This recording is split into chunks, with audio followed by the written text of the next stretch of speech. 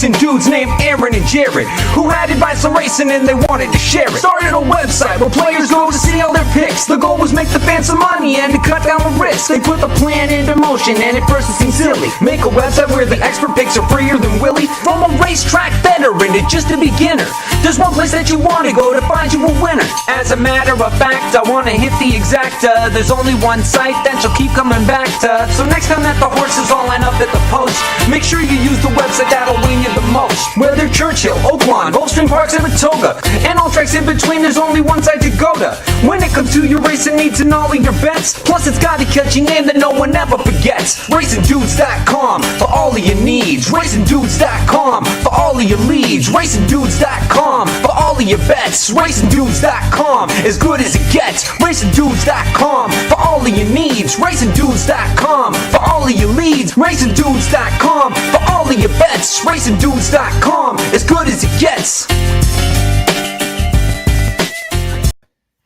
What is going on? I'm Jared Welch. He's Aaron Alterman. This is Blinkers Off. What's up, my man? This is Blinkers Off. What's up, guys? What's going on, everybody? Yeah, you might want to get that. Get the mic. We are live streaming right now. We don't have it block my face. On Facebook, Twitter, YouTube. Thanks for joining, everyone, and those who are listening after the fact. Get your asses in gear and start watching us live. Right? What do you mean? No. I mean, if you're listening, if you're listening to the podcast, then it's too late. You missed the live stream. I wouldn't listen to us live if it was me. No, I agree. So we have to do so much editing on this thing that I would. Watching live is probably overrated. Right. So what's up, man? Not much. Saratoga's here, right? That was a good day. It was fun. Weird day is better with it. It's Saratoga's back, but it's like, is it back? I don't know. It's weird. The handle was up like 20% over opening day last year, which is awesome, but it's also very weird. Like, it's to think, right? I kind of hated it, to be honest. If I was being totally, I hated today. It was sucked. I was depressed the whole day. Well, it doesn't get any better because I don't feel like the card is great over the weekend. Then it didn't have anything to do with the card for me. Yeah, you were depressed that no fans were there, right? Yeah, specifically one fan, me. I don't really care about the rest of y'all, but no.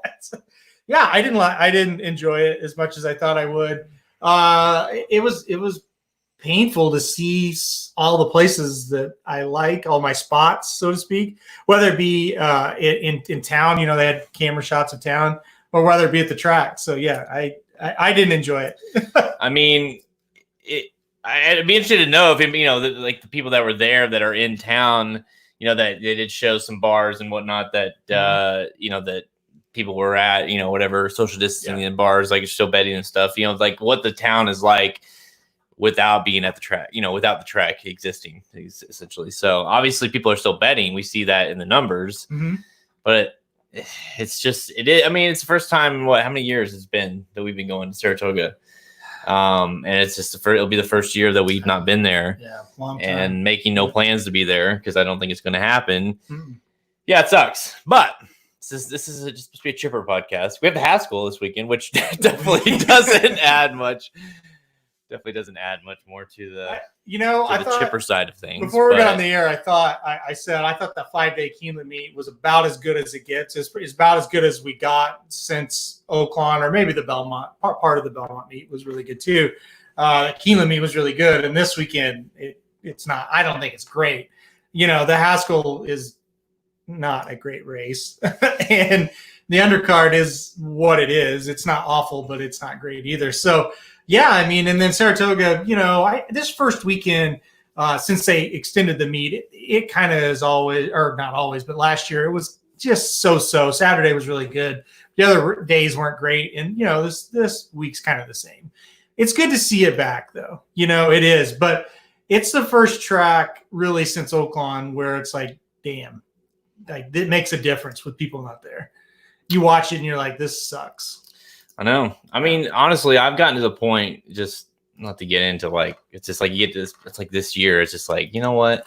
Oh, you write it off. You're just like, I just completely this, you're just like, just like nothing. Then it doesn't help that the fact that you got the shit going on with like the Charles and stuff, and like now those points getting removed, and now it's like, can we not just like not only is like the points removed, the Derby's pushed, and it's just like, can we just get it over with? Can we just get to September and October and just be done with it? It kind of feels like that, right? It's just like, yeah, it's kind of time for the Derby to get here. Yeah. There's a reason they run that the first Saturday. It's enough is enough. I mean, it's one thing to push it back if it's a normal circumstances kind of year, but then you add in all the COVID shit, and then you have the horses that are basically dwindling one by one, and you just get to the point where you're like, let's just get it over with. Yeah. I mean, okay. Anyways, but we did have some good stuff happen last week, and before we get into the Haskell, we have some Saratoga racing to talk about. We had some you were talking about earlier with the Keeneland stuff, and I mean, geez, for the duration of the year, this has been like the top weekend, probably. Like from top to bottom, it was good. When you talk about some of these horses that are winning, Rushing Fall, Art Collector stamps himself as a legit Derby contender and winning the Bluegrass. Zulu Alpha makes his return and looked really damn good. Dunbar Road ran well at Delaware. Guarna, the stablemate, ran huge. Monomoy Girl runs huge at Belmont Park. Speech runs awesome in the Ashland. So it was like we had a lot of big performances. A lot of those horses I mentioned. Rushing Fall, legit Breeders' Cup contender. Zulu Alpha obviously would be. Guarna is one. Monomoy Girl. Speech. I mean, they're all really. I mean, so it's like you had legit contenders winning these legit races. So that to me, that made the weekend kind of the best weekend we've seen in a long time. Yeah, for me, the highlight was Rushing Fall. I thought that was a tremendous race. Just I talked about it on the show last week. Her and Jolie Olympica, that matchup that I never really thought would happens, and they run 1-2, and Jolie ran well. Kind of freaked out in the paddock and kind of lost a lot of energy, I'm sure, but with her freak outs, they barely got the jock on. But once they got the jock on, she seemed to calm down. She ran a good race, just Rushing Fall a little bit better. Very relieved Art Collector won. That was great. I thought he looked good. Back-to-back triple-digit buyers now for Art Collector. I think that's important to note as well. So yeah, he stamps himself. I thought Swiss Skydiver ran a pretty good race. Kind of pressed the pace a little bit and didn't give it up real easy. So I thought that was good. But I mean, there was a lot to take in. Monomoy Girl gets a career high buyer, which is hard to believe. But she did get that. And it kind of sets up that Monomoy Girl Midnight Bisou matchup potentially at the Spa, So that's kind of something to look forward to. Yeah, her number came back. It was like a 104 or something. Yeah, pretty high. And which is a career high as well. And just really kind of surprised. I mean, I personally thought she ran better than a lot of people thought, kind of gave her credit for. But to think of 104, I wasn't thinking that. I mean, in my mind, I know she last year was a wash, but you really, to me, I still have this like she's still the one to beat in a weird sense, even though Midnight Bisou has done, kind of continue rolling when she wasn't. Mm-hmm. But in a way, whenever they both were running, it was like, well, you still got to get bit by Midnight Bisou, or you got to get by Monomoy, right. A little bit, So I still, even though it's weird, like she's not the defending champ or anything like that, because she was off last year, or half of last year. Yeah, you do kind of feel like, it's time to kind of like, you still have to make sure Midnight, you still have to beat Monomoy. Yeah, and that's kind of the thing. She's never crossed the wire ahead of her in any race. So that's kind of the big test still, And listen, I think Dunbar Road looked pretty damn good at Delaware too. So if we could get her in the mix with those two in a race, I agree, yeah. That'd really be something. And that's just another race. You think of, man, what if those three are up at Saratoga? What kind of crowd would that be for that, And we don't get it. So, but it's going to be good racing for sure. They kicked off the card. If you want to go to the Peter Pan, and big surprise, Chad Brown and Irad Ortiz win the Peter Pan. Kind of a surprise to me, though. I didn't think Country Grimmer would win. I thought maybe he's an underneath type, but perfect ride, skims the rail. Gets a spot when he needs it, runs right through and wins, and outlasts Carcaro, who came back off a long layoff and didn't do any favors. His trip was very wide compared to Country Grammar, and they're separated pretty closely there at the wire. But Country Grammar gets the win, and I guess he's in the Kentucky Derby, right? He's got 50 points, so that's the only 50 points he has. So he's got 50 towards the Derby, which should be enough to get him in. And yeah, I mean, all of a sudden, that's what we're going to see in these next month and a half or whatever. Well, let's see, month, I guess, of races. 9, we have 7 races left as far as preps go leading up to the Derby and the Preakness that we have left. And you're going to have these horses like Country Grammar that maybe were a little unheard of or a little under the radar, so to speak, and then they win one of these races, or they finish second in a big, in the Travers or something, and all of a sudden they're in. Yeah. So you're going to have that. So the Derby is still very much in question for a lot of these horses on the underneath side. And I don't think he's a contender really.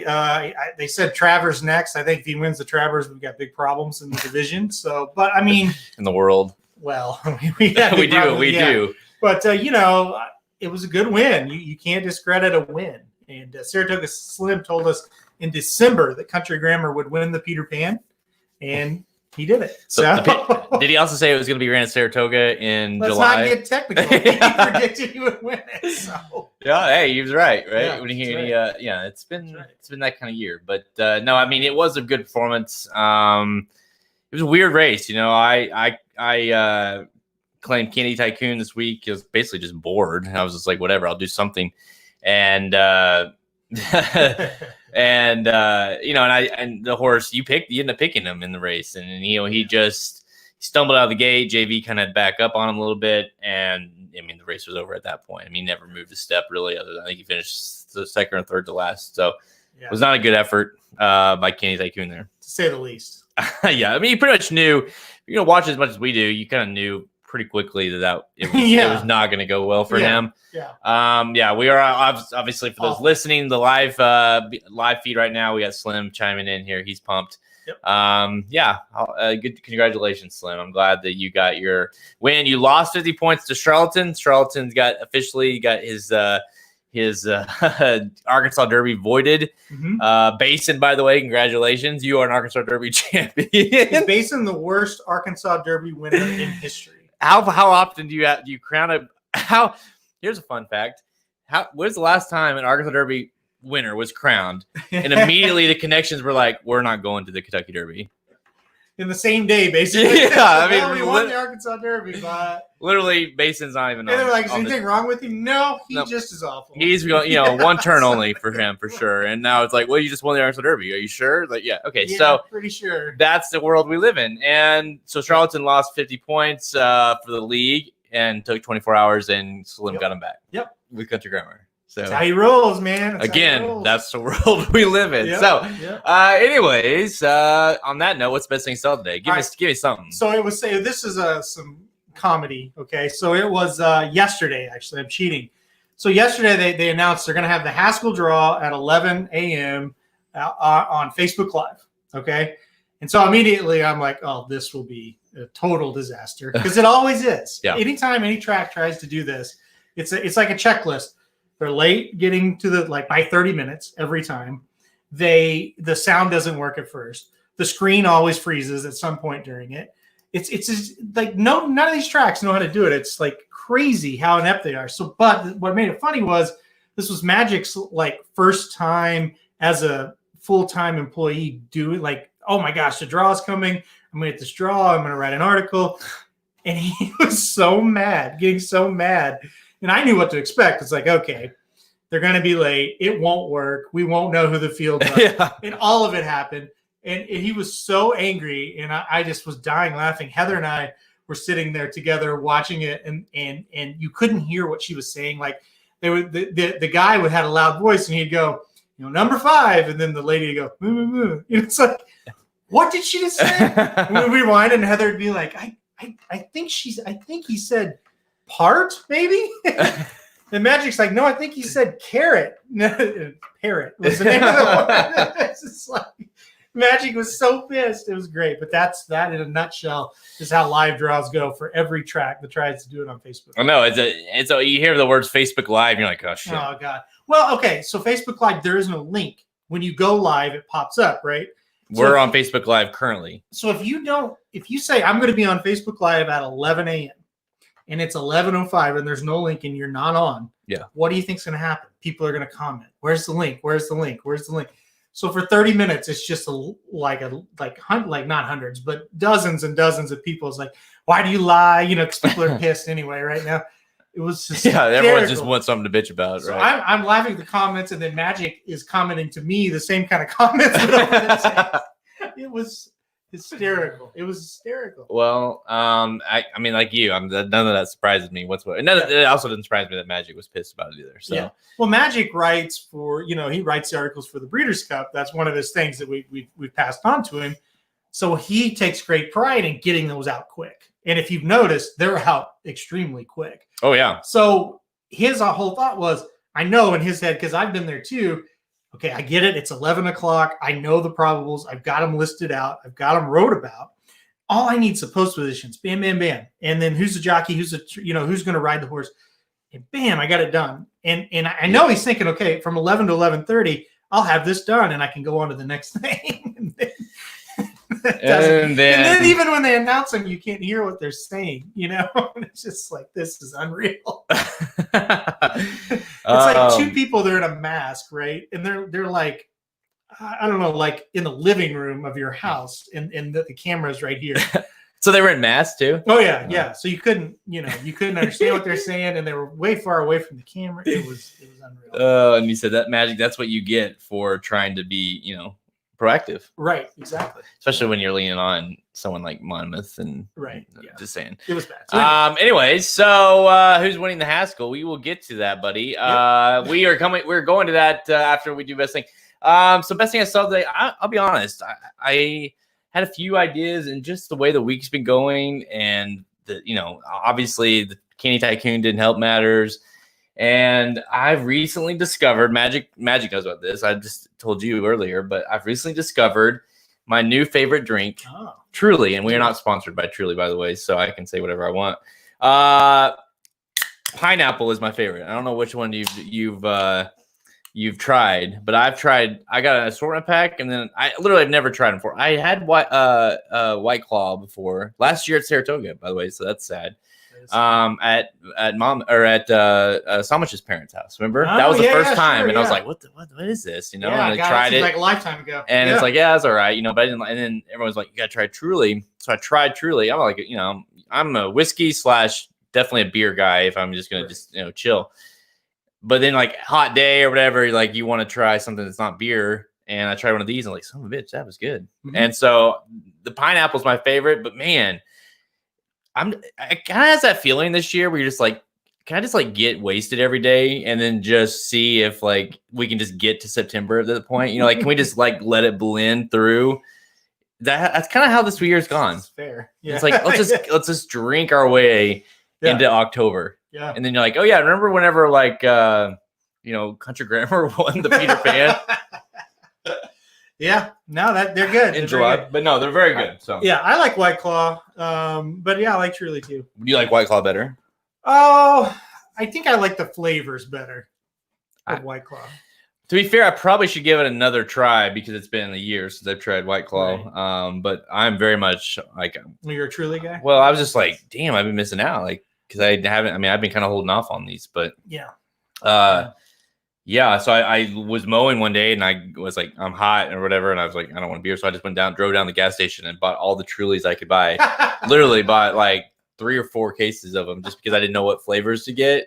And so I've got them all in the fridge. And I just have been sampling each one. I'll like message Magic or whoever and be like, hey, yeah, so the pineapple, pretty good. Like, I like the pineapple one.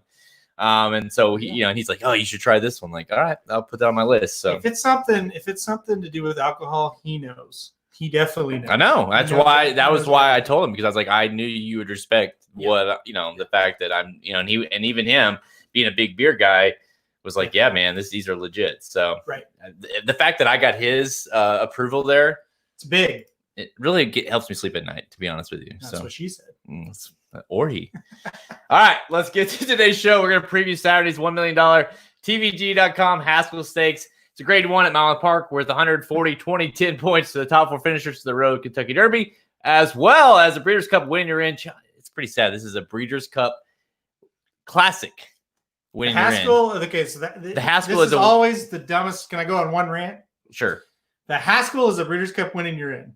The Travers is not. I love the Breeders' Cup. Somebody explain that one to me. I have no idea. Okay. I have no idea, but It's the dumbest it's a win you're in for the bleeping thing I've ever heard. Longines Classic, and we're going to do some rapid fire selections for the other stakes races running around the country at Saratoga, and then we're going to do some undercard for the at Monmouth Park as well. Let's go. All right. So we are live on here, so you kind of seeing the behind the scenes here. So this is off the pod, making sure everything sounds good. You didn't test that, so I know. I was really surprised when you got us on live. You hadn't tested anything. So if you have any questions during the show, let us know. We already have one, and we're going to address the Haskell right now. Or here in a second. It is a very weak running of the Haskell. Oh yeah, yeah. Other than Authentic or the runner-up in the Belmont to Tizlaw, Dr. Post, other than those two winning the race, it would be quite not just shocking but sad, because then you're talking about a horse that's obviously in the Kentucky Derby now, but it also is in the Classic. So one of those wins, I'm like, yeah, makes sense. Authentic won't want anything to do with the Classic distance, by the way, but I'm just saying. Well, I mean, Dr. Post might want something to do with the distance, but he's not that. I mean, neither one of them are a Classic type. I don't think so either. Yeah. Like the only 3-year-old two, I guess. I mean, those are the two top 3-year-olds right now that you could see making a case for running the Classic. The Classic, yeah. Right now.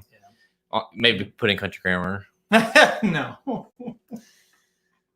Let's see. All right, so let me get this ready.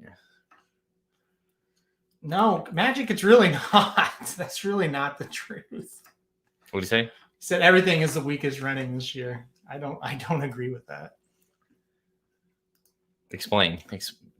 Give him your comeback there. Well, he's always like every week or this week he's like everything sucks. It's like, well, not really.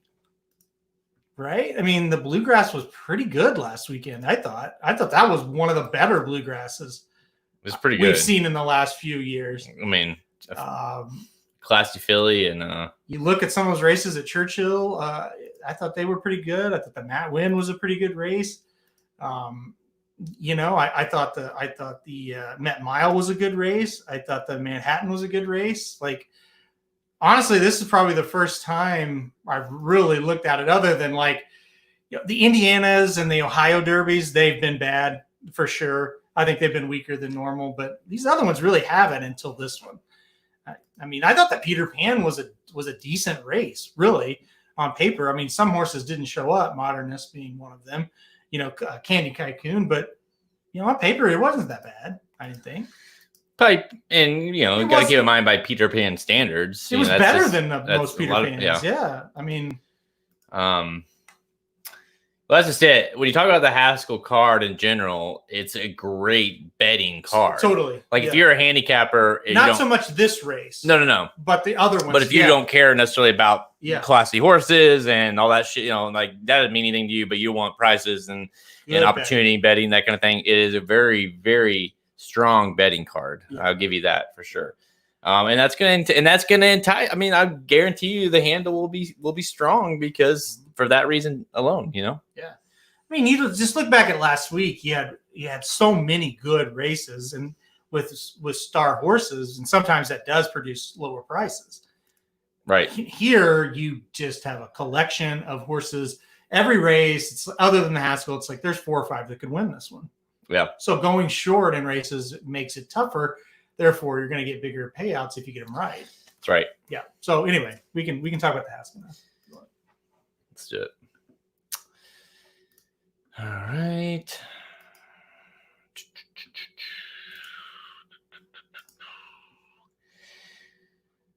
Three, 2, 1. Saturday, Monmouth Park, race 12, TVG.com, Haskell Stakes, grade 1 with $1 million for 3-year-olds going 1/8 miles. Again, it's a Kentucky Derby prep race this year, 140, 20, 10 to your top 4 finishers, as well as the Breeders' Cup Longines Classic when you're in events. So you've got two things on the line here. And it's a top heavy race. Which, we have 7 horses in the field, 4 to 5 on Authentic, 5 to 2 on Dr. Post, and then 7 to 2 on NY Traffic, and that's it, really. You've got 4 other long shots in the race: Ancient Warrior, Jesus Team, Fame to Famous, and my favorite horse, Lebda. But you got Authentic, Bob Baffert, Mike Smith. That combo we know quite well. Bob Baffert's won this race 5 times in the last 10 years. I mean, this is kind of his race to win the Haskell. He does a very good job of winning this race. Yeah. Brings in Authentic, a horse that I think last time showed us that maybe is not top level. Obviously, Honor AP being top level, beating Authentic, but he also showed that he's very good still. And his toughest competition in this race is Dr. Post. It's a 2-horse race. I mean, there's really no reason to analyze this race all that much because it's a 2-horse race with New York Traffic. New York Traffic's probably going to get second or third, right? So if one of the big 2 don't show up, he'll get second. If they both show up, he'll get third. He's definitely the best of the other ones. But there's no doubt Dr. Post and Authentic stand out above this class, or above this field, I should say, in a huge, huge way. So the question is very simple. Do you think Dr. Post can catch Authentic? Because Authentic's going to be out in front. He's going to get the lead. Dr. Post is going to be, I would guess 3 to 4 lengths behind him. Can he make up the ground? Can he do what Honor AP did? That's the race. That's all it is. Yeah. I mean, honestly, if anybody else wins this race other than those 2, then it's just what, forget about it. If anybody other than these 2 win, they will be the worst entry in the history of the Breeders' Cup. How about the Kentucky Derby too? No, there's been some bad horses in the Kentucky Derby, but can you think about Jesus' Team, Ancient Warrior, Fame to Famous, Lebda, and New York Traffic being in the Breeders' Cup Classic? I mean, Ancient Warrior has been running in 6 furlong races and getting beat badly. Not close. I mean, these horses don't even belong in this race. Lebda lost the Ohio Derby by 11 3/4 lengths. The only horse that I would be could win, because did run a very nice second to Maxfield, was NY Traffic. So if you're talking about an upsetter, that's the horse. It's not called Dr. Post or Authentic. Yeah. He did run a nice race. He's finished second 2 races in a row to Wells Bayou. Ran a good race in the Louisiana Derby, and then of course ran really good second to Maxfield in the Matt Winn. I mean, if you're gonna say a horse that could upset him, it'd be this one.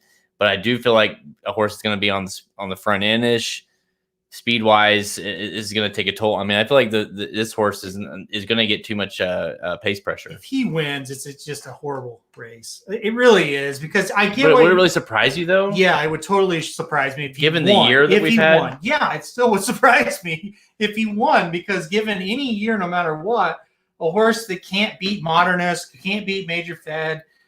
I just don't see how he's going to beat Dr. Post and Authentic, who in what the crop that we have right now, they're 2 of the better horses. I know. I mean, I think they're 4 to 5 lengths better than NY Traffic. Real quick. Hi, Cohen. Hey, thanks for watching. Cohen's watching. Oh. And I just got a message saying Cohen's watching. So I was like, hey, what's up, buddy? But no, Authentic, Dr. Post,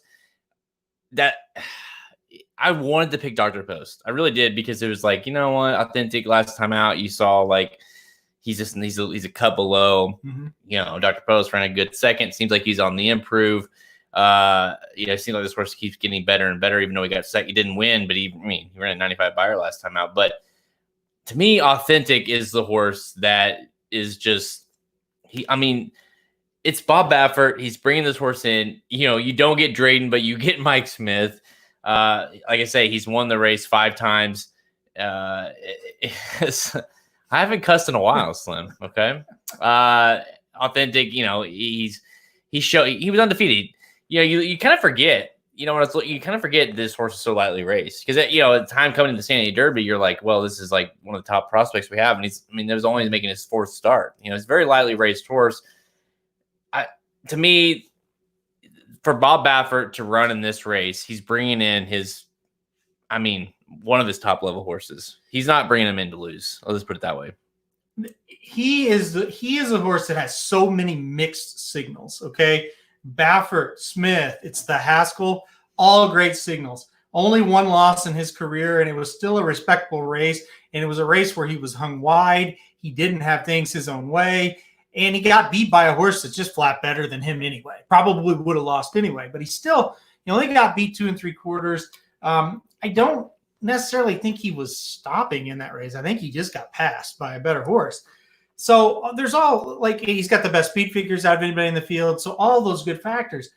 The weird thing with him that I can't get over is the ownership change to My Racehorse. Why did they let My Racehorse get involved with this horse when he's already in the Kentucky Derby? When, he's a horse that's already worth a lot of money as a stud. He's a horse that's 4 to 5 to win the Haskell. I mean, that's nothing to sneeze at right there. Why did they get him involved? It doesn't make any sense to me. It makes me think the ownership doesn't like him that well.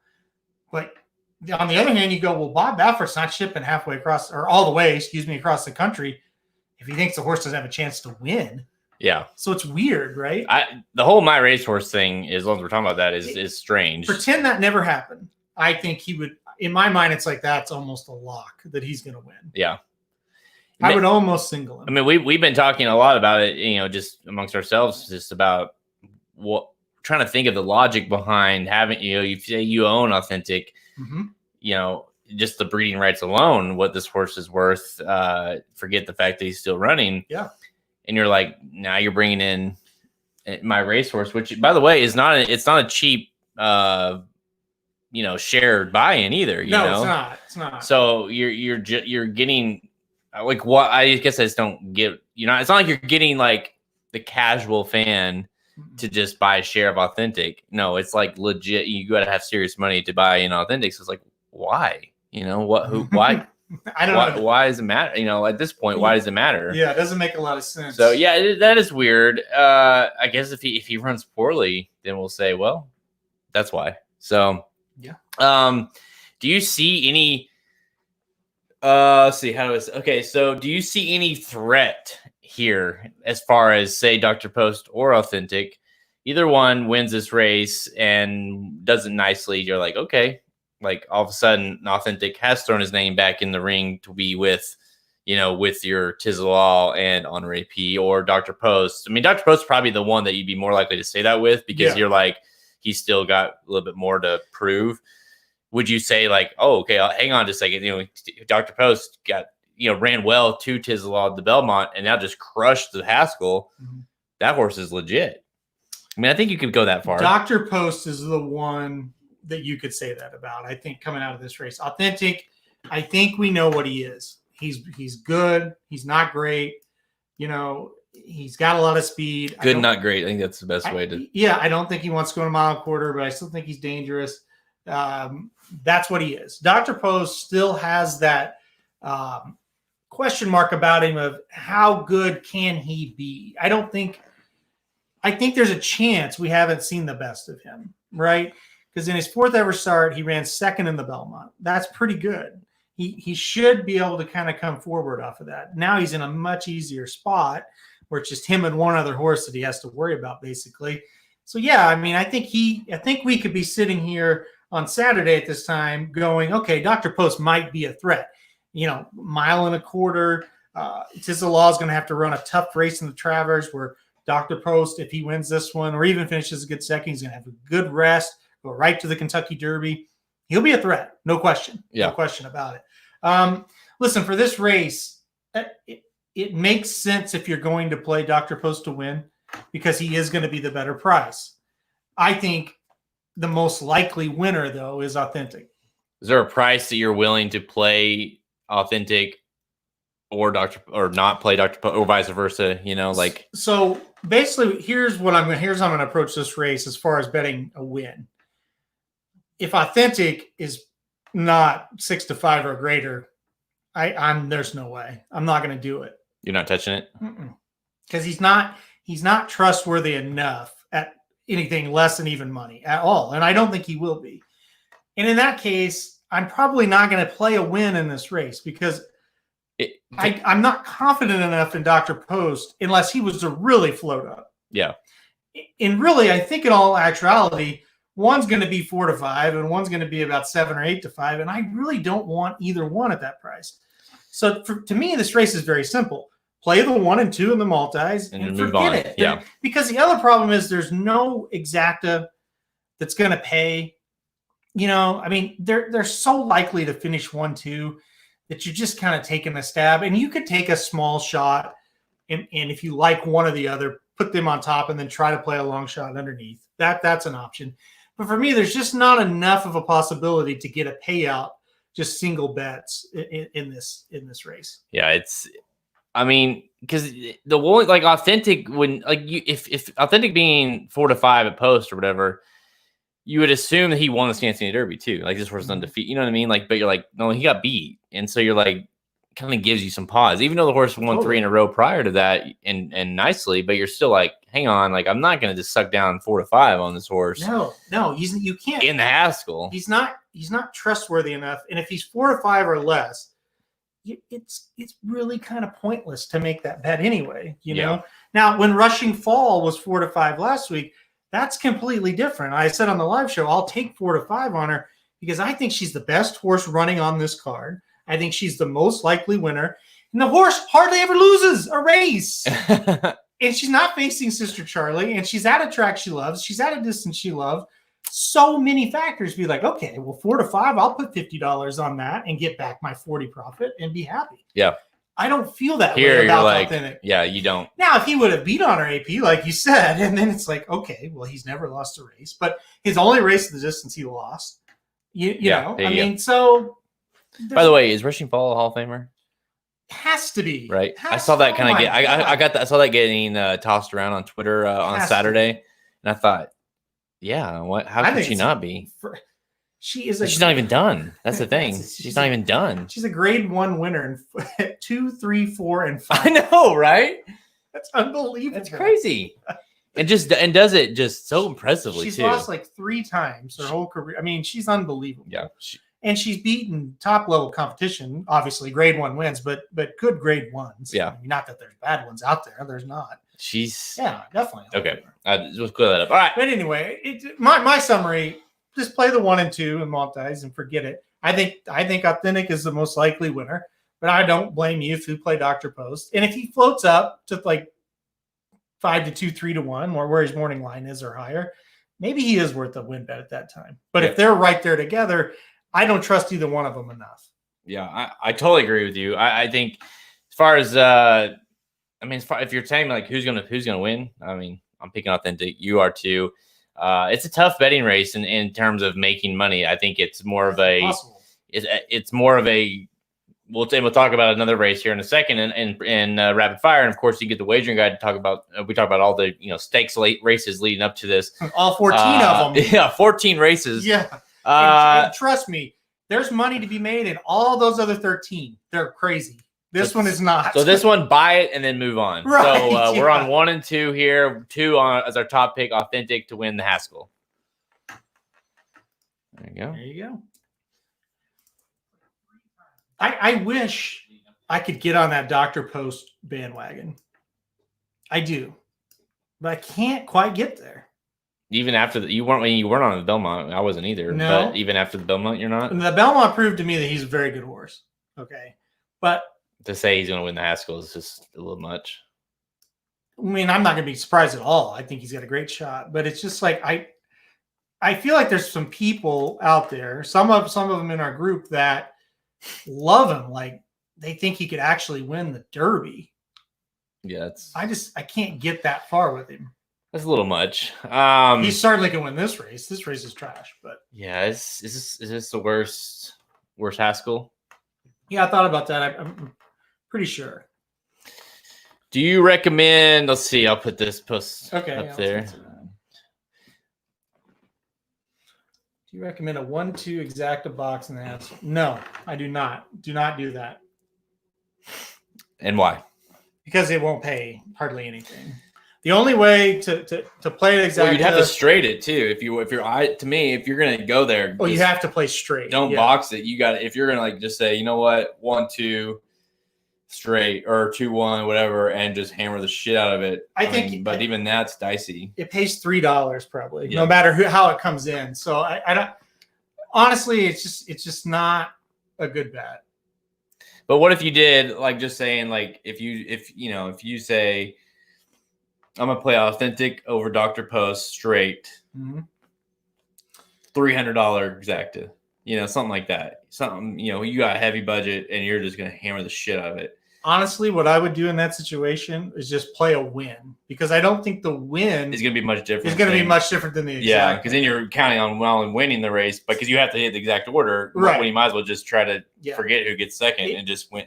Pick authentic. If you love either authentic or Dr. Post, if you absolutely love them, and you have to bet something, I think a win is smarter than the exacta. The only other thing you could try to do is play, if you're totally against one of them, then that's when the multis become playable. But if you look at the race, you go, well, I like those two horses and I hate these other ones. There's no exotic that's going to make sense there. But if you look at it and go, well, I think authentic is terrible and he's going to bounce in this race, then you can get the exotics in and get those other horses involved. The only way any exotic pays anything in this race is if the top two horses, one of them's out of it, or both, obviously.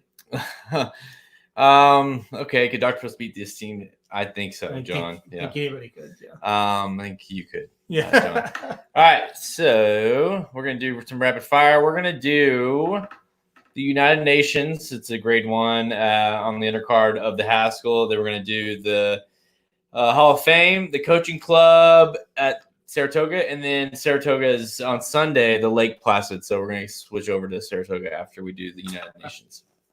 So 4 rapid fires to talk about. Not definitely lacking. I mean, Decorated Invader, the National Museum isn't, Hall of Fame's not bad, but it's definitely lacking we were talking about this earlier, how we wondered if the Keeneland meet being moved had an effect on these opening weekends of Saratoga, and it seems like that's the case. You don't have much to talk. I mean, forget about the Peter Pan, because the Peter Pan is just, you're never going to get a great field there anyways, but even the Haskell but like you're going to, some of these races are just a little bit weaker than they normally would have, especially these turf races. Yeah. Where you'd expect to have some pretty heavy hitters that instead went over to Keeneland. So. Yeah. The coaching club, I thought, was the one that was pretty iffy. But like I said, you had just last week the Ashland, and it had a really good field. So, right. Yeah, one of those things. All right. Let's do this. Feel free, by the way. I mean, not that we need to tell you, but ask questions while we're doing rapid fire. We'll answer them. Try to answer them while we go. If you have a pick, give it to us. All right. Oops. All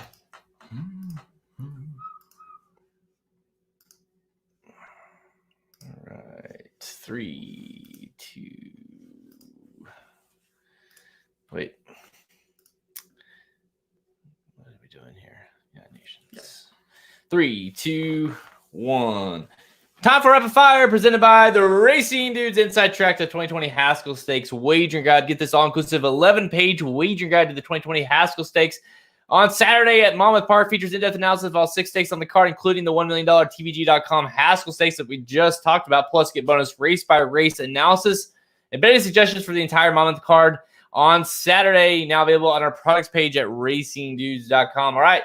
We're going to talk about 4 different races here on Rapid Fire, 1 at Monmouth, 3 at Saratoga. Race 11, Monmouth Park, the United Nations Stakes, grade 1 with $300K for 3-year-olds and up, going 1 3/8 miles on the turf. Field of 9 shows up for this one. Headlined by your 5-2 morning line favorite. Just if you say, hey, I think that horse ran recently. Yeah, this horse just ran 6 days ago. Arklow for Brad Cox, Mike Smith to ride. 5-2 morning line favorite. Apparently, we all talked about this, how, Arklow didn't necessarily run a great race in the Elkhorn, and he didn't. And apparently it was so bad that Cox was just like, you know what, just wheel him back and get him back to Saratoga or get back to Monmouth, and here he is. So in the grade 1 United Nations, Arklow he's He's your morning line favorite. Yeah, it's hard to believe. And, Zulu Alpha and Arklow were the two, heavy hitters in that race. Of course, Zulu Alpha wins, and then Arklow's nowhere to be found. And people were kind of like, I don't get it. He was kind of too far back this time. He's usually closer than that, which is true. And then now he's back 6 days later. So maybe he just didn't do any running that day at all. Look, he was a little too iffy for me, especially at 5-2. I think he's a defensive use, but I put number 5 Aquaphobia on top. I actually think even though he's been running in grade 2s, I think he's been facing better horses than he's running against in this grade 1. So I thought that was just a little awkward when I handicapped him. I thought, yeah, he's been facing better, even though he's been in lower classes the last couple of races. But I think he's going to be tough here. Mike Maker going a mile and 3/8 on the turf. Pretty dangerous trainer. He's got Aquafida and he's got Mugs-O-Matic, or Aquaphobia and Mugs-O-Matic, both, I think, with a shot. But I went with Aquaphobia on top. Boy, you know what? There's two ways, and we're gonna handicap this race exactly the two ways to look at it, because there's two ways to look at it. Like, one, you're like, well, like you said, that was too iffy for me. Mm-hmm. And the other way is like, well, Brad wouldn't enter him in this race if he didn't think, wow, that was, one, there was something weird that happened that we know happened, and we can, like something happened and we're like, well, we can move forward from that. Or two is just like, I have no reason to think this horse, why he ran that way. I mean, it's 6 days. It was 6 days ago. So there's two ways to look at it. I'm going to go with the second one. I'm just going to say, you know what? Like, it's this. Here's the thing. He ran up against Zulu Alpha, and he still, even though he didn't pick up his feet, he still ran a 93 buyer. You know what I mean? Like, it's not like he was awful, even though by his standards he was.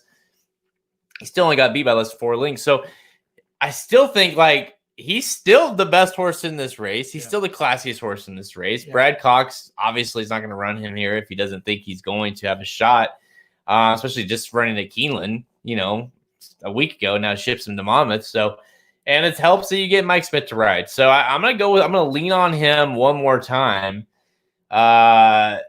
It's dicey because he's not really typically grade 1s, you kind of steer away from Arklow, right? Would you agree? Because typically this is not a grade 1. This is not exactly. No. This is not like a typical grade 1. I mean, you said, the horse you're picking is a horse I probably never even heard of prior to this. So it's that's the kind of race this is. And so, then you got a horse in here that freaking is a maiden. You got a maiden running in this race, which is just insane. Yeah. The 4 horse has not won a race. Ran one time and finished second. And they said, you know what? Let's run in the United Nations. Why not?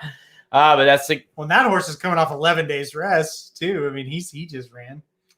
The world we live in. Yeah. That's what we say. Real quick, Brad Cox has ran a horse back with 1 week's rest 3 times in the last year.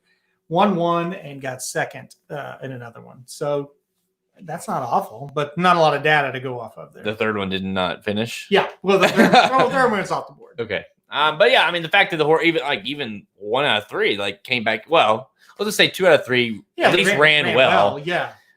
Tells you that he knows a little, at least something, and it's recent. So right. I mean, yeah, I'd be shocked. Shocked might be too strong. Surprised if he doesn't run well, because it just doesn't make sense why you would, Brad Cox have plenty of horses. So I mean, it is a grade 1, but it's not it's United Nations and Monmouth. It's not like a race where you're just we have to run this horse in this race. No. So, I mean, the fact that he's running here tells you okay, at least he's should show up with something. So I'm on number 1, Arklow. All right. What are we doing now? We're going to Saratoga. Okay. We're going to the Decorated Invader. What's up, Jared? Oh, Jared's back. What's up, man? You working? You patrolling the streets? I hope not. Yeah, I hope not. All right. Yeah, we're gonna do 2 Saratoga on Saturday, which one of these is an Oaks prep race, and it's not. No, it's not good. No.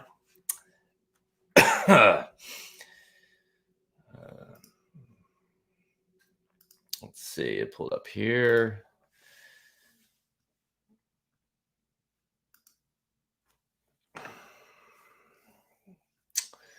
was first National Museum. Yep. So we talked about this last week on the pod, and it's interesting too. It's like, here's a good example of, you have the National Museum, they put it race 3, Right. because Decorated Vader is in the race. Yeah. Yes. They don't want to screw up the pick 5, the late pick 5, so they put it early. Right. Kelby is asking, do you think Authentic gets beat? Way to tune in there, Kelly. Yeah, Kelby. No, we both picked Authentic, but we think Dr. Post could beat him for sure. Is this live? Is Yes. this live? You're tuning in live to a live feed. I'll let you answer that one. I hope so. Losers, Kelby says. Okay, well, the drinking has begun early. That's not nice. That's really not nice. Prairie Meadows. So, Yeah.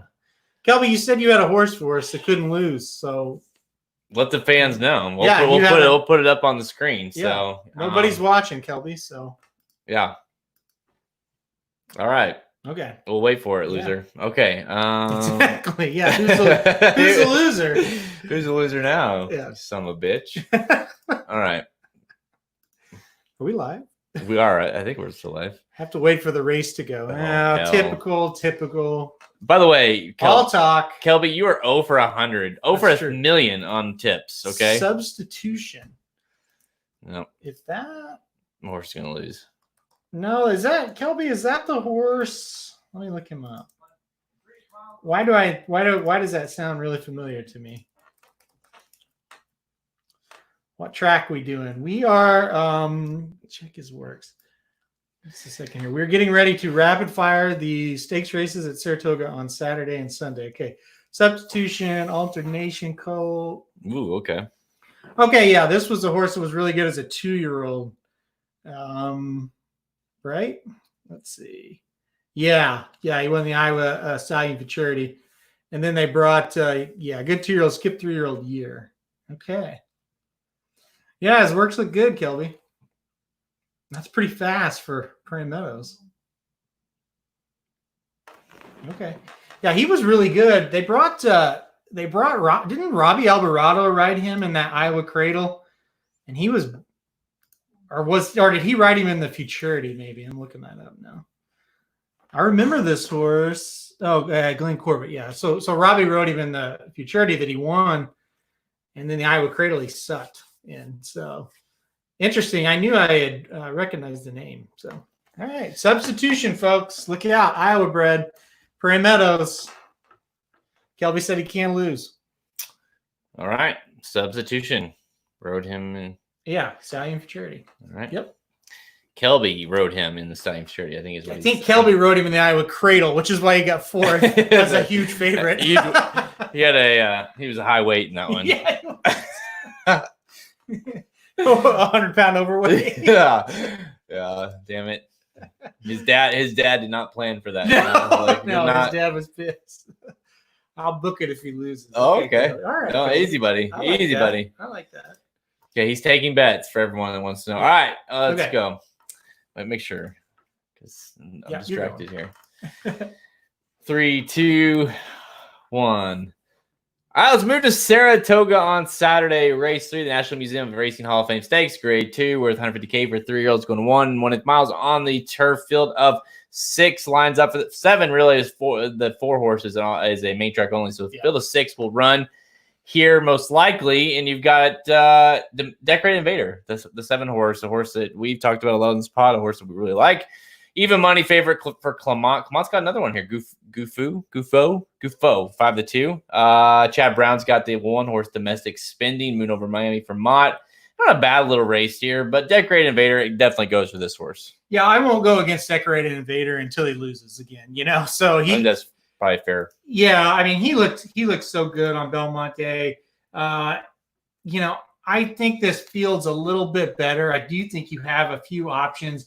Gufo is a horse I like. I got it stuck in there. I know. You talked about Domestic Spending off air a little bit. I mean, he's 2 for 2. He's Chad Brown, so obviously that's one as well. But I think Decorated Invader he's kind of just shown he's in a class by himself right now. So I'm going to go Decorated Invader on top. I just think, I thought last time out, he showed he could sit closer to the pace and still have that kick. I thought that was a really big factor in him going forward. Go, okay, this is a really nice horse. It's kind of can show a little bit of versatility. So Decorated Invader for me. This is a big race for him because it's going a mile and 1/8. After running kind of positioning himself as a mile type horse on the turf, and now he did debut as a mile 16th, and then ran one pretty impressively. Broke his maiden the second time out, going a mile 16th at Saratoga. So it's not like a horse, you really fear that the horse can't get a mile and 1/8, but it is at least something to question. It's like, okay, let's see if he can get that same kind of punch, that same trip. Rosario back to ride, which obviously is a big sign. But yeah, I mean, I'm with you. It's kind of like, well, he was so impressive that day in Pine Ridge. It's like, until why would I go against him? I mean, he looked that good. Yeah. He looked like a world-class kind of turf horse that day. And I feel like he has a lot to prove, and improve still. I mean, he ran 4th in the Breeders' Cup in the Juvenile last year. To me, he's well on his way to becoming a legit Breeders' Cup threat this year. So Decorated Invader for me, I'm with you until he gets beat. I'm riding him. So number 7, Decorated Invader. All right, now we go to a little bit of a tougher one. The coaching club has drawn a poor field, but it's a good betting race. So even though there's only 6 horses, you could really go a lot of different ways. So this would be interesting. Yeah, it's not like the most. Like you say, it's not like you're telling everyone to go watch this race. No, but it's like it is a tough race to handicap. Because if you're not picking Tonalist Shape, which, spoiler alert, I'm not. I'm not either. So there's 2 of us at 9 to 5. Then it's like, okay, where do you go?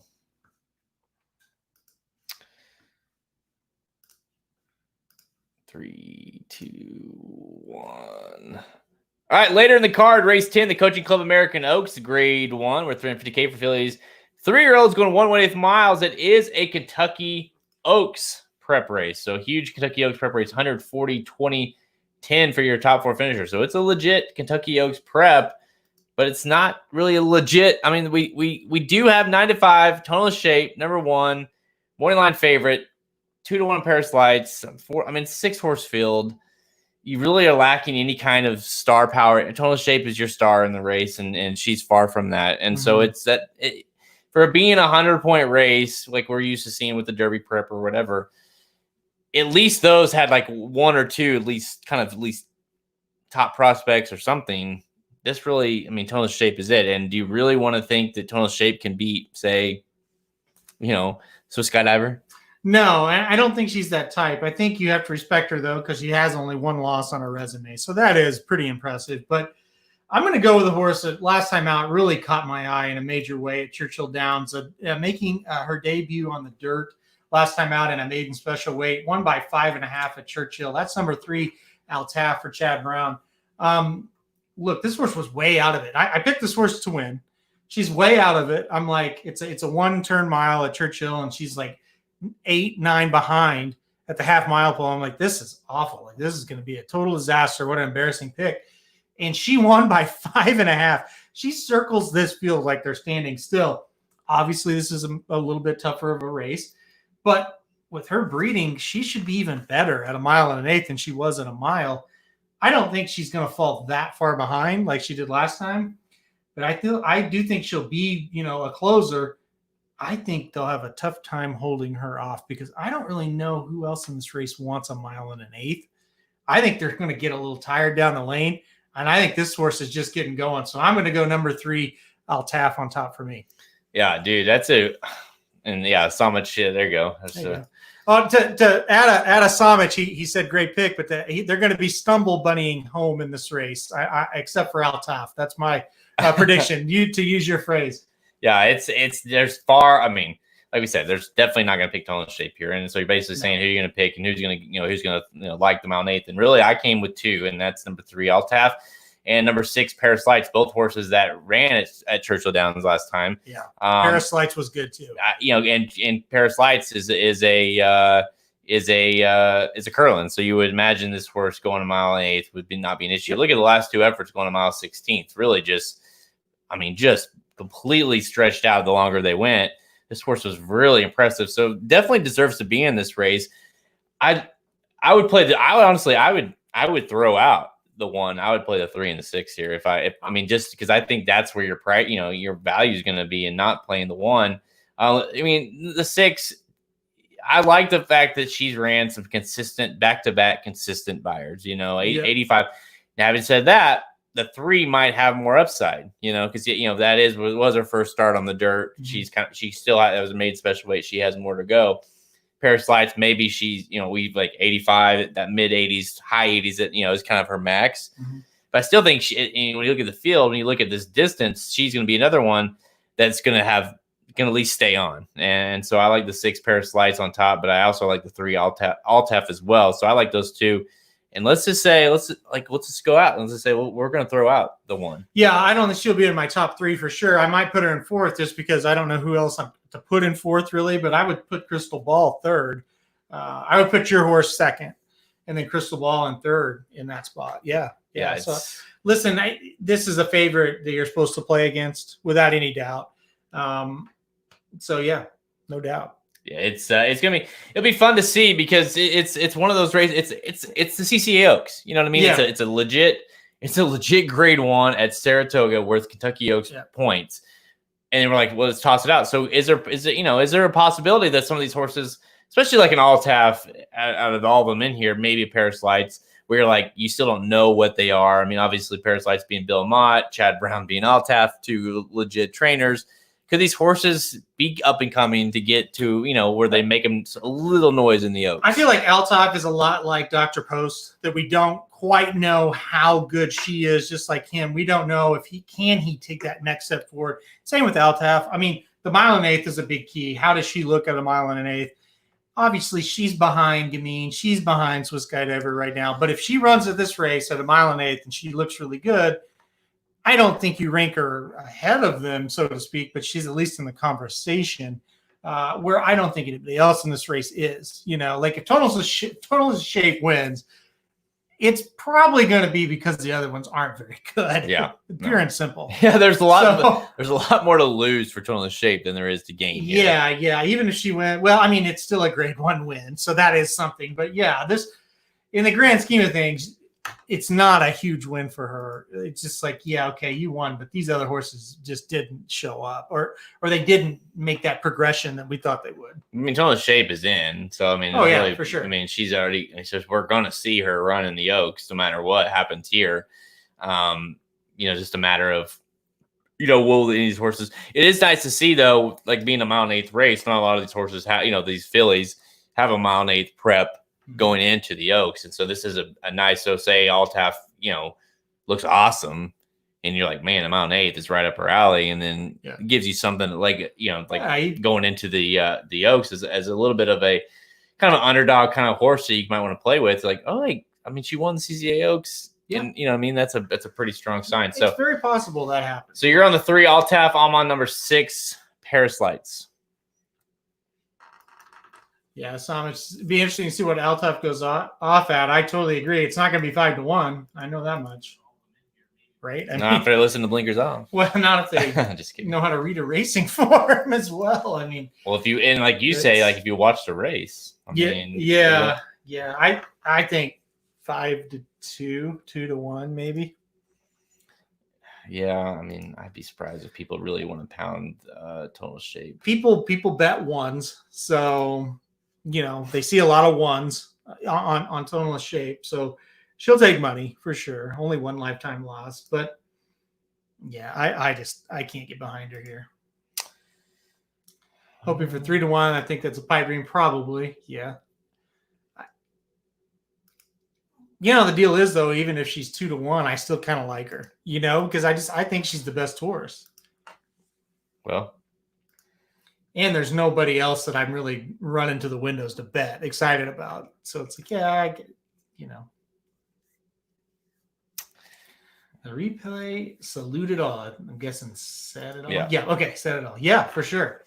Yeah, for sure. It was really good. Really, really good. And they showed it today within the first 10 minutes of Saratoga Live. So people that were watching that saw it. So it's not a secret, to people that are paying attention, they know what it is. No, and to Samich's credit, like this is a great single opportunity because Right.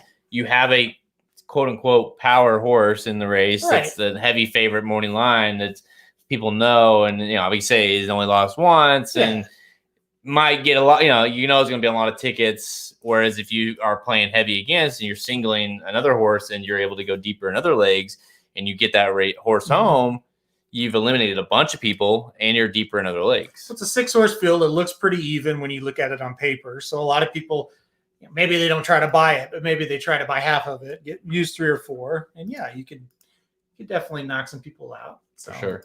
Yeah. All right. So how much have you looked at?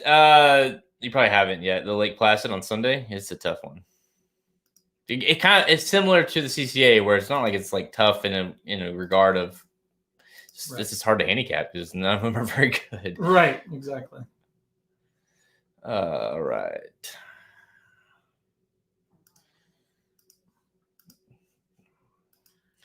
Three, 2, 1.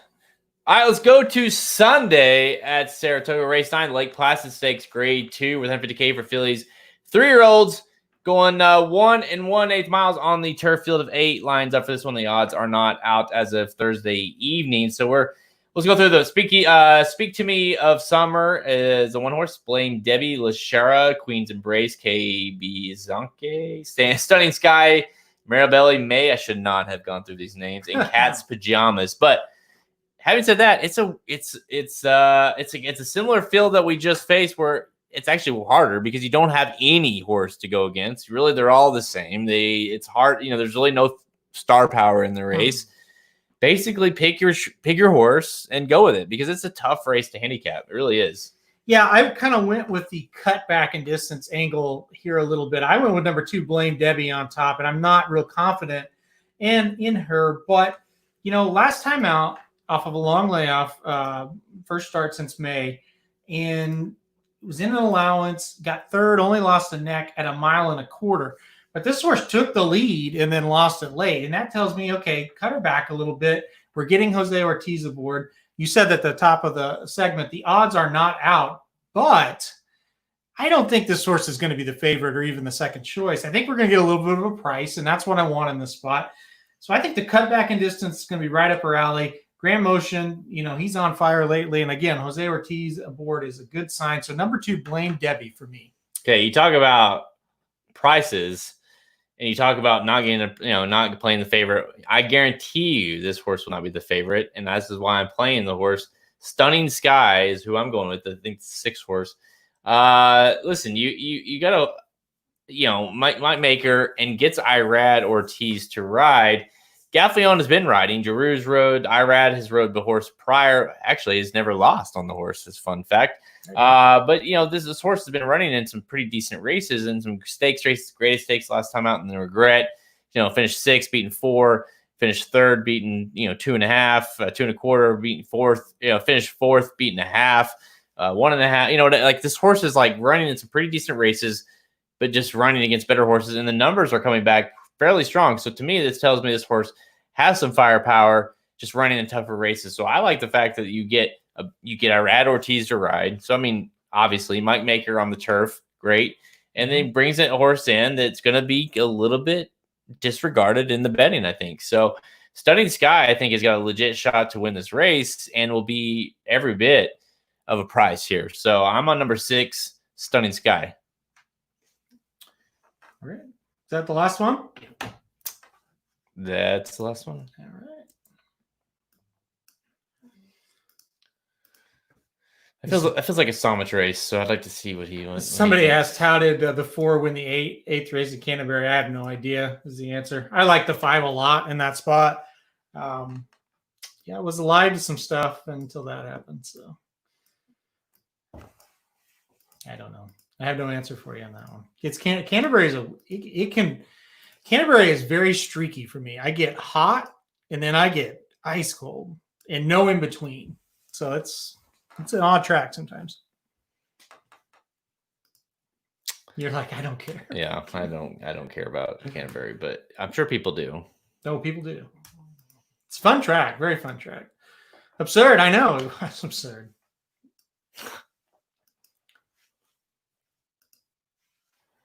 Let's see. That's it. So, So wrap it up. If you guys got anything, yeah, we're gonna do the closing, and then Yeah, we'll take questions or whatever. we'll be done. All right.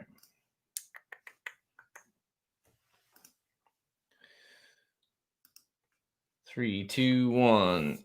That's all the time we have. Check us out at racenews.com for our free picks and our premium selections on our handicap products page. Click the products link at the main menu at racenews.com to learn more.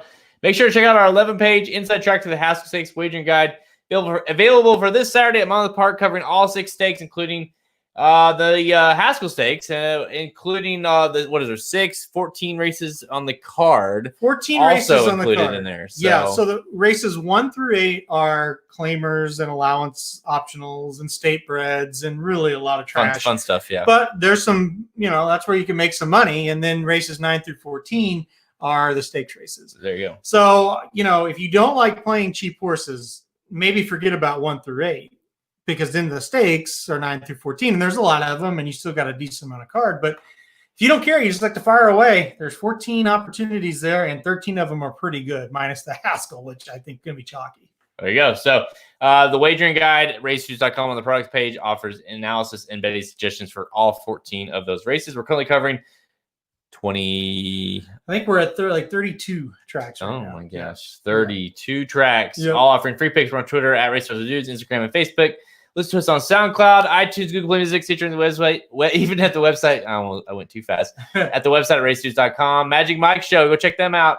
They did a late pick 4 at Saratoga, so that's a good one on Saturday. So go check them out. Yep. Samich has been chiming in here. He's obviously they already did the Saratoga Saturday card. So that's it.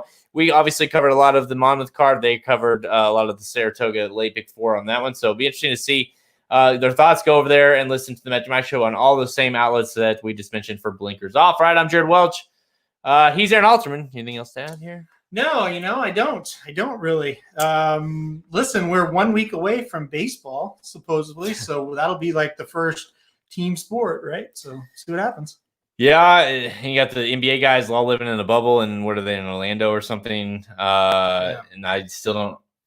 I mean, I'm like still on the believe it when I see it when any of these sports actually are playing. But yeah, we are. Horse racing is still hanging in there. We lost Del Mar, but yeah, it's definitely. Yeah, the jockeys are now starting to all get COVID, so that's happening now. Yeah. Seems like I feel like what happened is we took we're like, yeah, we're good. Mm-hmm. We got it.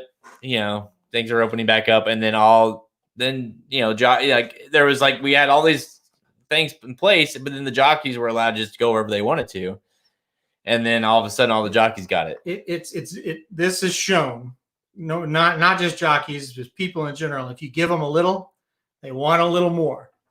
The only way to keep somebody from not doing it is to just completely shut it down and do not let them. You're gonna wear a mask or you're fined. Okay, they'll wear a mask then. Yeah. But if you say, oh, it's optional, they ain't gonna do it. So it's crazy. Any take on Keeneland still running after the science positive? I mean, it's kind of one of those things. We're in a situation where we've opened stuff back up, and it's kind of just a situation. It's just people are going to get it if you open it back up. So we're just going to keep the show going. That's kind of where we're at with things.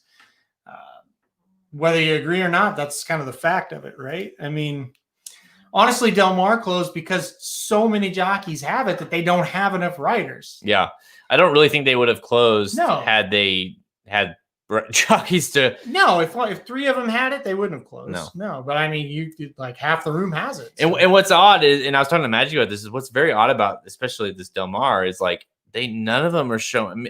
None of them really showing any signs of it. You know what I mean? It is very odd. Asymptomatic or whatever, none of them are really showing any.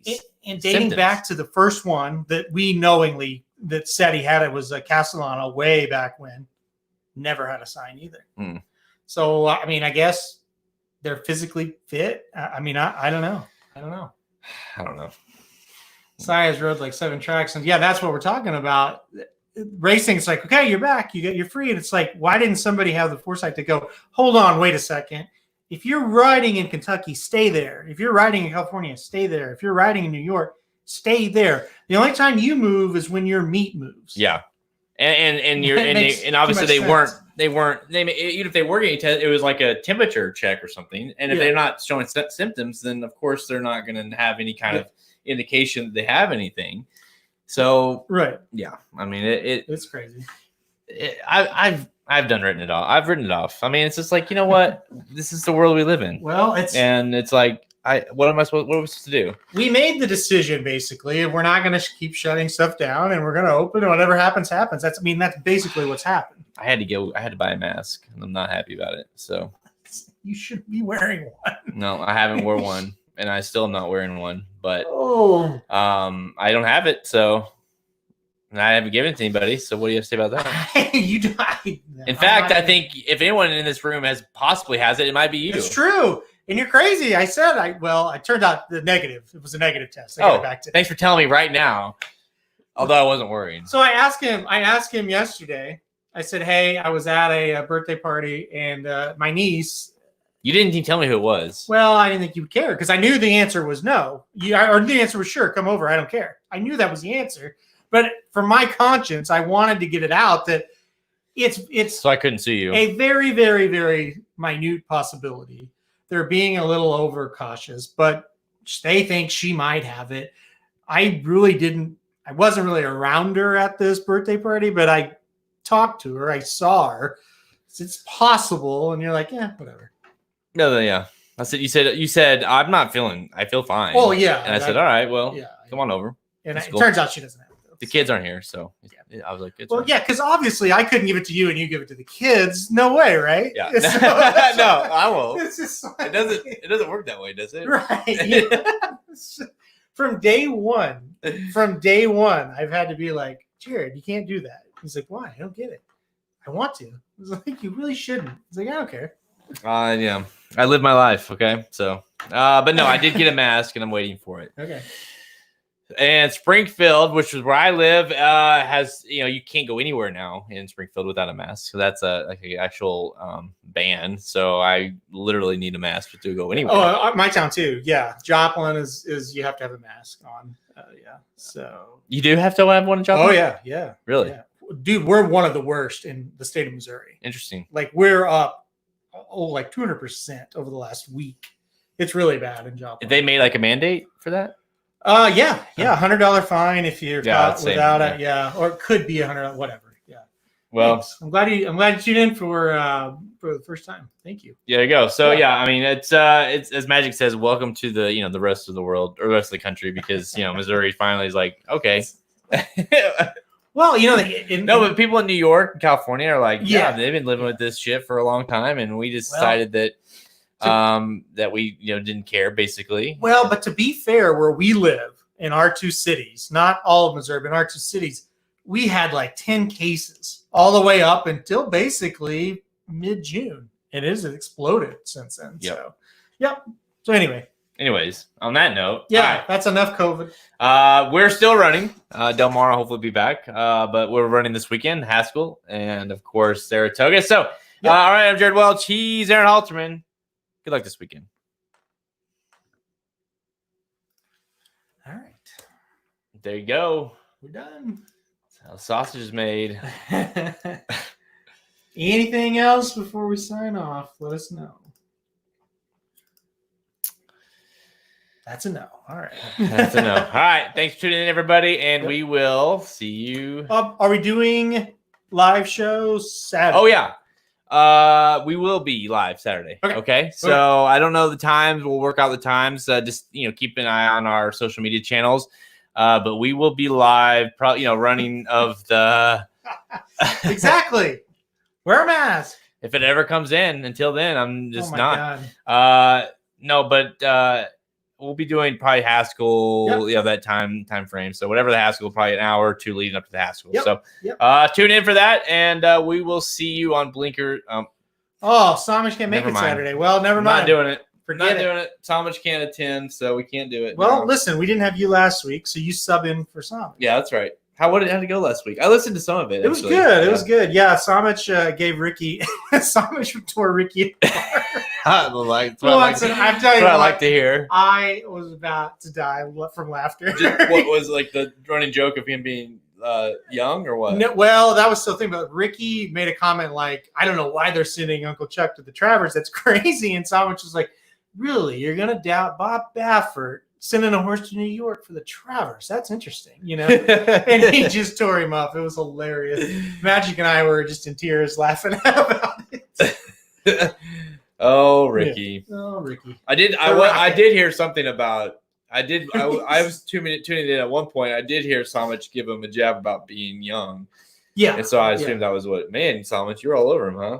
Yeah, Samich was mean. A little to salty. Ricky. Yeah, he's mean to Ricky. Imagine my team is mean. I feel like. Well, they are pretty mean. They're last year they're in last, and then this year they're in front, Really, and now they're just. Samich is not mean. Curtis is mean. No, that's why. I think Curtis is rubbing off on Samich. That's why I'm deathly afraid. I mean, you can't finish last. You can't get last when they're gonna get. When they're in the running to win. Because he's what's the word? Curtis is like ruthless. Yeah, or just like he's got a sick mind, kind of. Like he's gonna make him do something. Magic weird. is like, I'm sorry, your mom just died, but here I'm gonna just like completely destroy you at the Breeders' Cup. Exactly. Like it's like no, it doesn't matter. I don't really care. I'm still gonna destroy you at the Breeders' Cup. Yeah. So Yeah. that's Magic. Exactly. We love you, Magic. All right. All right. Thanks for tuning in, everybody, and we'll see you on Saturday.